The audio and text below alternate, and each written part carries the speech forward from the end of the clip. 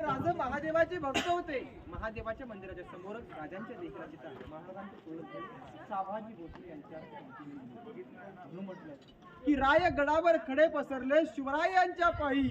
हीच आपली कल्पना करा.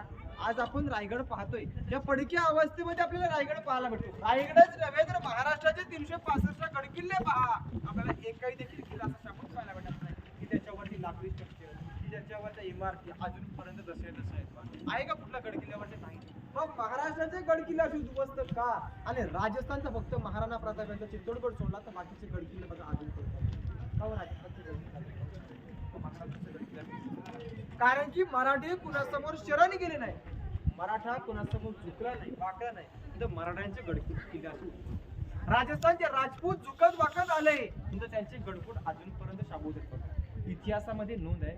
मराठ्यांनी कल्पना करा, इतिहासामध्ये नोंद आहे मराठ्यांनी इंग्रजांना शेवटपर्यंत लढा दिला, परंतु इंग्रजांनी मराठ्यांचा एकही देखील किल्ला सोडला नाही. अशी नोंद म्हटली जाते की अंधाराला घाबरत नाही त्याला उजेडाची साथ. अंधाराला घाबरत नाही त्याला उजेडाची साथ आहे. मोडेल पर वाकणार नाही. ही मर्द मराठ्याची जात आहे.